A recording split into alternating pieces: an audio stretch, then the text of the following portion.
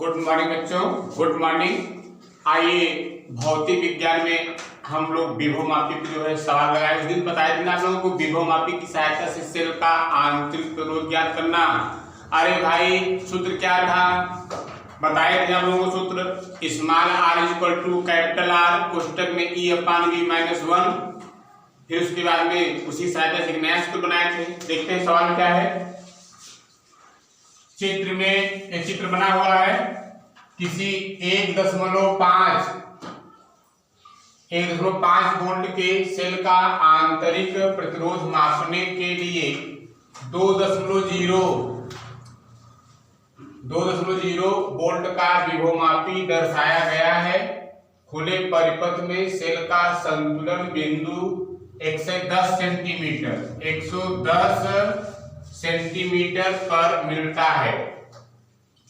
Cell के बाह्य परिपथ में 10 ओम, ये 10 ओम है बेटा, 10 ओम प्रतिरोध का एक प्रतिरोधक संयोजित करने पर संतुलन बिंदु विभवमापी के तार की 100 सेंटीमीटर, ये 100 है, 100 सेंटीमीटर लंबाई पर पहुंच जाता है। सेल के आंतरिक प्रतिरोध का मान निकालें। देखिए आइए चित्र में भी समझते हैं। यहाँ 2 वोल्ट का लगाया है, ये कुंजी है, धारा नियंत्रक है, ये विभवमापी की तार की लंबाई है। विभवमापी की तार की लंबाई कोई निश्चित नहीं है कि आपका 1 मीटर है, 2 मीटर 4 मीटर कुछ भी हो सकता है ना। और यहाँ पर जो सेल है 1.5 वोल्ट का, 1.5 वोल्ट का सेल यहाँ लगाया है। इसी के आंतरिक प्रतिरोध का मान निकालना है। देखिए यहाँ 2 कुंजी हम बताए हैं। एक बार जब हम कुंजी इसको खोल देंगे, इसको बंद करेंगे, ये जब खुला रहेगा ये काम करेगा नहीं। जब ये नहीं काम करेगा तो दिया है संतुलन बिंदु बेटा, कहा है खुले परिपथ में सेल का संतुलन बिंदु 110 सेंटीमीटर पर। माने जब नीचे का काम नहीं करेगा, केवल सेल काम करेगा, तो कंडीशन दिया है L1 बराबर शुरू मिला हमको 110 सेंटीमीटर। अच्छा एक दिमाग में रखो ये तुम लोग, जब बाह्य प्रतिरोध काम नहीं करेगा, संतुलन बिंदु होगा, उसका मान ज्यादा रहेगा। जो मान ज्यादा है वो L1 है, ये जान लीजिए बेटा। बाद में जब कुंजी दोनों बंद कर दिया, इसको भी बंद किया, इसको भी बंद किया, तब कितने मिलता है देखो। तब कर रहा है, दर्शा गया है जब सेल के बाह्य प्रतिरोध में 10 ओम, माने जब ये 10 ओम का प्रतिरोध काम करेगा तो संतुलन बिंदु कहां पहुंचता है 100 पर। अरे भाई जब बाह्य प्रतिरोध काम किया माने का संतुलन बिंदु कम हो गया, माने L2 का मान L2 बराबर बेटा 100 सेंटीमीटर। बेटा ये नीट में आया है 2016 में, नीट का क्वेश्चन है। अब क्या कर रहा है, तो सेल के आंतरिक प्रतिरोध का मान निकालो। स्मॉल r पूछ रहा है, तो फार्मूला क्या है, स्मॉल r बराबर कैपिटल R E/V-1 सब सिद्ध कराए हैं। या स्मॉल r बराबर कैपिटल R कोष्टक में L1/L2, कल का नोट से देखो दिखाई देगा बेटा, -1। कैपिटल R मालूम है, कैपिटल R माने बाह्य प्रतिरोध, कैपिटल R माने बाह्य प्रतिरोध। कई ओम, 10 ओम, L1 110, L2 100 -1 10। अब भाग करो बेटा, हो जाएगा। अगर हम 110 में 100 भाग करते हैं तो 1.10 -1। अब क्या दिक्कत है, स्मॉल r बराबर 10 गुणते घटा देंगे 0.1। अब देखो गुणा कर देंगे, आंतरिक प्रतिरोध हो जाएगा 10 का 10 1.0 ओम। यही आंसर है। आइए अगला सवाल देखते हैं। आइए क्वेश्चन नंबर 2 देखते हैं बेटा। आज हम लोग जो है बहुत जबरदस्त सवाल लगा रहे हैं। नीट का ये भी सवाल है, 2018 में नीट में आया था। तो क्या है क्वेश्चन नंबर 2, एक विभवमापी के दोनों सिरे के बीच एक निश्चित विभवांतर है। 2 सेल श्रेणी क्रम में इस प्रकार जोड़े जाते हैं कि एक बार दोनों एक दूसरे की सहायता करते हैं, एक बार सहायता कर रहे हैं, तथा दूसरी बार एक दूसरे का विरोध करते हैं। माने एक बार साथ दे रहे हैं बेटा, एक बार विरोध कर रहे हैं। माने एक बार जो है उनकी धन ध्रुव दिशा समान रहेगा और दूसरी बार उल्टा कर देंगे। इनका संतुलन विभवमापी के तार पर क्रमशः 120 सेंटीमीटर तथा 60 सेंटीमीटर की लंबाइयों पर होता है। इन सेलों के विद्युत वाहक बलों की तुलना कीजिए, माने विद्युत वाहक बलों का अनुपात निकालना है। तो बेटा जो निश्चित विभवांतर है उसे हमने V1 करके ऊपर लगा दिया, अब ऊपर से हमको मतलब नहीं है। यहाँ पर 2 सेल लगाए हैं, इसे हम श्रेणी क्रम में जोड़े हैं। एक बार कर रहा सहयोग कर रहे हैं, जब सहयोग करेंगे बेटा दोनों की दिशा समान रहेगा ना। तो ये है, देखिए ये है तुम्हारा E1, तो ये हो गया E1 और ये हो गया E2। जब दोनों की प्लेटों की दिशा समान रहेगा बेटा, जब दोनों बड़ी प्लेट एक ही दिशा में होंगे तो उसे सहयोग करना कहते हैं। और अगर हम सेल को उल्टा पुल्टा, जैसे देखो ये पेन है, ये पेन है, इसकी लाल कैप उधर है, इसकी नीली कैप उधर है, तो सहयोग कर रहे हैं। लेकिन अगर हम जो है इस नीली कैप को इधर कर दें, इस समय तो विरोध कर रहे हैं, तो पहला कंडीशन सहयोग करना, दूसरा कंडीशन विरोध करना। तो हमने चित्र में जो बनाया है सहयोग करने का है। तो अब देखिए सूत्र क्या होता है, बताए हैं। सूत्र है बेटा E इक्वल टू, पढ़ाया है विभव प्रवणता के गुणित लंबाई शून्य विक्षेप की स्थिति में। अरे भाई इसलिए हम तार को इधर कर दिए, चाहे यहां लगाओ चाहे यहां लगाओ, दो बार प्रैक्टिकल करना है बेटा, 2 बार शून्य विक्षेप की स्थिति 2 बार निकालना है ना, इसलिए तार को हम कहीं जोड़ नहीं रहे हैं। अब प्रथम शर्तानुसार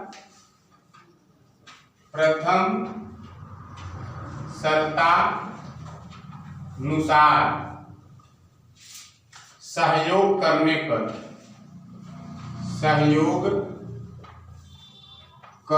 पर देखो बेटा सहयोग करने पर क्या हो जाएगा, यहां लिख सकते हैं E1 बराबर, भाई तार की जो विभवांतर कांस्टेंट रहेगा, तो यहां लिख सकते हैं बेटा सहयोग करने पे क्या हो जाएगा, दोनों चूंकि एक ही दिशा में इसलिए हो जाएगा E1 plus E2 equal to K, और शुरू लंबाई L1 मिलेगा, L1। ये हो गया तुम्हारा समीकरण नंबर 1। अब द्वितीय शर्तानुसार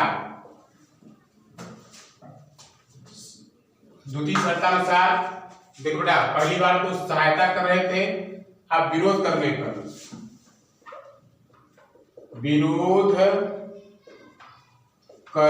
पर, चित्र अपना बना लीजिएगा एक पर। अरे भाई विरोध करने पर ये छोटी प्लेट इधर, बड़ी प्लेट उधर कर दीजिएगा, है ना। अरे बड़ी प्लेट ये इधर उधर कर दो बेटा, विरोध करने पर तब क्या हो जाएगा। वैसे चित्र इंपॉर्टेंट नहीं, केवल समझने के लिए बस। E1 विरोध कर रहा है, माइनस हो जाएगा। ये माइनस क्यों आया, चूंकि यहां पर माइनस इसलिए आया बेटा, विरोध कर रहा है ना। E1 minus E2 equal to, तार का विभव प्रवणता कांस्टेंट रहता है, लेकिन अब लंबाई बदल जाएगी, माने यहां हो जाएगा L2। समीकरण नंबर 2, 1 में 2 से भाग कर दो, जब भाग करेंगे बेटा तब क्या हो जाएगा, E1 प्लस E2 बटे E1 minus E2 equal to KL1 बटे KL2। काटो तो यहां पर के काटा, जब के कट जाएगा फिर क्या हो जाएगा बेटा, E1 E2 का मान मालूम नहीं है, केवल अनुपात निकालना है। तो E1 प्लस E2 बटे E1 minus E2 equal to, L1 का मान मालूम है, दिया है क्रमशः 120 सेंटीमीटर फिर 60 सेंटीमीटर, माने प्रारंभ में 60 सेंटीमीटर पर इसको 60 सेंटीमीटर पे विक्षेप, सॉरी प्रारंभ में 120 पर जो है मिलता है शून्य विक्षेप, फिर बाद में 60 मिलता है। तो यहाँ लिखेंगे बेटा 120 L1 मान बटे 60, तो हो जाएगा E1 प्लस E2 बटे E1 minus E2 equal to 60 गुना 2/1 तीन गुणा करते हैं तो हो जाएगा, तीन गुणा करते हैं बेटा, हो जाएगा तब E1 प्लस E2 बराबर, अरे भाई इसको तीन गुणा कर रहे हैं, 2 कोष्टक में E1 minus E2, E1 plus E2 equal to 2E1 minus 2E2। आप देखिए इसको ऐसे करते हैं बेटा कि E2 है, ये अपने स्थान पर रहेगा, इधर कर दो प्लस 2E2, ये आया इधर प्लस हो गया ना, माइनस चिन्ह इधर प्लस हो गया, बराबर, और यहाँ 2E1 है, 2E1 और माइनस E1 ये उधर जाएगा, माइनस E1। आप देखो बेटा ध्यान से जो 2E2 और 8E2 तो हो जाएगा यहाँ पर 3E2 इक्वल टू 2E1 में से E1 घटेगा तो हो जाएगा 8E1। अब क्या दिक्कत है, यहां हो जाएगा 3 बराबर E1 बटे E2। तुलना करना माने होता है अनुपात, तुलना करना माने होता है बेटा अनुपात, तो E1 बटे E2 बराबर हो जाएगा 3:1 अर्थात 3:1। यही आपका आंसर है। फिर आइए अगला सवाल देखते हैं। देखिए बेटा ये जो सवाल आप देख रहे हैं यह इस साल 2020 में 2 नंबर का आया है, और आइए हम लोग इसको मनोरंजन के साथ लगाते हैं। आप लोगों को हम ये इसलिए दिखा रहे हैं जिससे आप लोगों को विश्वास हो जाए कि यह 2020 का ही पेपर है ना। विभवमापी के प्रयोग में E1 व E2 विद्युत बलों, आइए हम इसको बोर्ड पर लिखकर तब समझाते हैं सवाल को। अब तो सवाल नंबर 3 बेटा इसको कहने की बातें नहीं है कि इम्पोर्टेंट है कि नहीं है, अब तो आंखों देखा हाल चल रहा है। तो विभवमापी के प्रयोग में E1 व E2 विद्युत वाहक बलों को दो सेलों को श्रेणी क्रम में जोड़ने पर अविच्छेद बिंदु 300 सेंटीमीटर की दूरी पर प्राप्त होता है। जब E2 विद्युत वाहक बल सेल को हटा देते हैं तब अविच्छेद बिंदु 100 सेंटीमीटर की दूरी पर प्राप्त होता है। सेलों के विद्युत वाहक बलों में अनुपात ज्ञात करें। केवल विद्युत वाहक बल E2 के सेल के लिए अविच्छेद बिंदु कितनी दूरी पर प्राप्त होगा। जल्दी से पढ़ लीजिए बेटा, आप लोग पेपर उसको देख लीजिए जो पेपर दिखा है। तो पहला कंडीशन ये है बेटा कि दो सेलों को जब श्रेणी क्रम में जोड़ा है ना, तो जो अविच्छेद था 300 सेंटीमीटर पे, लेकिन बाद में कह रहा है कि E2 को हटा दिया, माने पहले जब जोड़ा दोनों को श्रेणी क्रम में जोड़ा था तो इसको चौकी को 300 सेंटीमीटर टच कराया, और जब E2 को हटा दिया तब कितने बेटा 100 पर टच करा रहा है, तब तो अविच्छेद मिल रहा है। तो देखते हैं दो शर्त, जो पिछला सवाल लगा वैसे सेम है, इसमें भी दो शर्त बनेगा। तो सूत्र क्या होता है, E इक्वल टू के एल, ई सेल का विद्युत वाहक बल, के विभव गुणवत्ता, एल है शून्य विक्षेप, एलईडी यार एलईडी। अब प्रथम शर्तानुसार, प्रथम शर्तानुसार क्या है, प्रथम शर्त में बेटा दोनों को श्रेणी क्रम में जोड़ा गया है, दोनों सेल को श्रेणी क्रम में जोड़ा गया है, तो हो जाएगा E1 plus E2 equal to के, और यहां लिखेंगे L1 माने पहली अविच्छेद की दूरी, E1 plus E2 equal to के मल्टीप्लाई प्रारंभिक दूरी 300 सेंटीमीटर, शुरू में बेटा 300 सेंटीमीटर,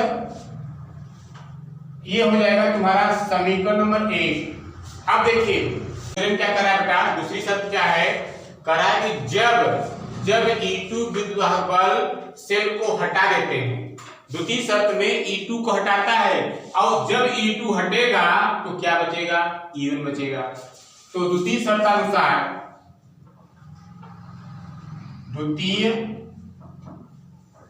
शर्तानुसार तो E2 हटा देता, E2 हटा रहा है, जब E2 हटाए क्या बचेगा, तब E1 द्वितीय शर्तानुसार यहाँ लिख दीजिए ना, द्वितीय शर्तानुसार E2 हटाने पर तब क्या बचेगा बेटा, तब केवल E1 बचेगा।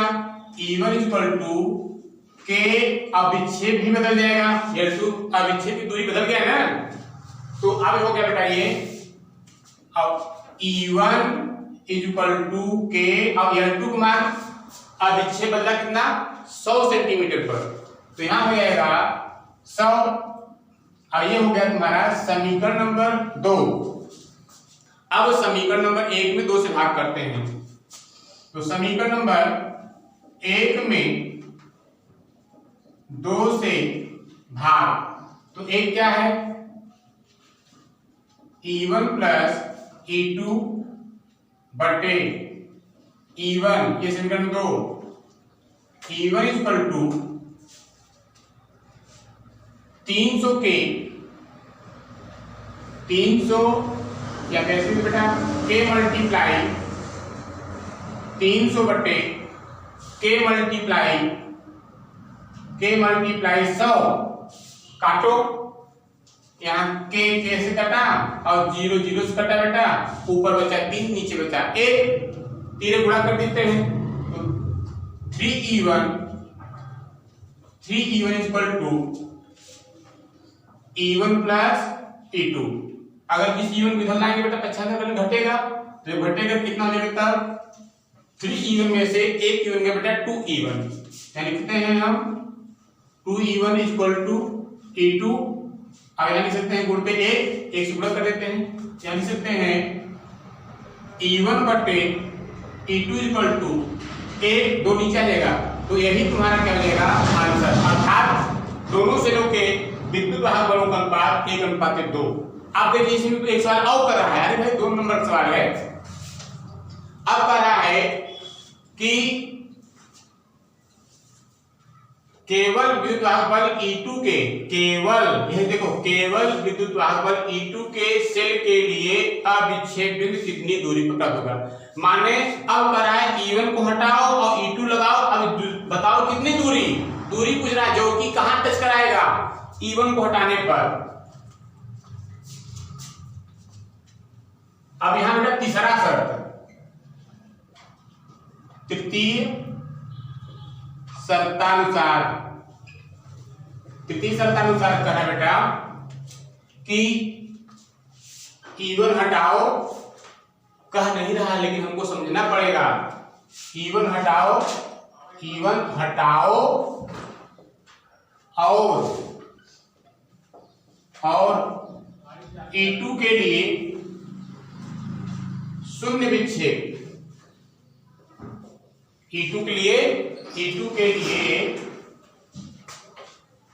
शून्य विक्षेप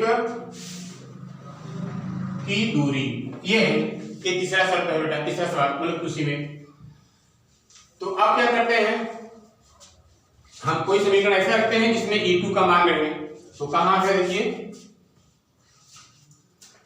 ये है आपका समीकरण नंबर 1 से E1 प्लस E2 बराबर कितना है 300 के है, तो E2 का दूरी निकालना है, तो E1 का मान रखो, E1 का मान कितना है बेटा, देखो 100 के है, E1 देखो यहाँ समीकरण देखिए आप लोग, ये समीकरण नंबर 1 है और ये समीकरण नंबर 2 है, तो अब हम समीकरण नंबर 1 में 2 से मान रख रहे हैं, तो E1 का मान कितना है 100 के प्लस E2 बराबर 300 के, तो हो जाएगा यहाँ पर E2 बराबर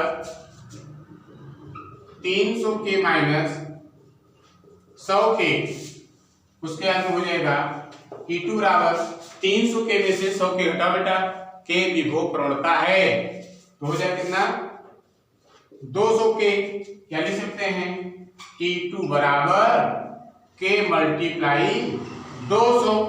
अरे भाई अब देखो हम जानते हैं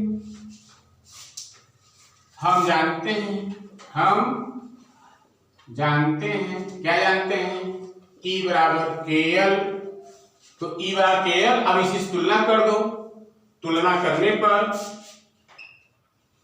तुलना करने पर, जब तुलना करते हैं बेटा यही तो लंबाई है, L बराबर हो जाएगा 2, क्योंकि पूरी लंबाई यहाँ सेंटीमीटर में, ये भी सेंटीमीटर, तो हमारा भी सेंटीमीटर में 200 सेंटीमीटर। ठीक, बेस्ट ऑफ लक, कल मिलेंगे बेटा।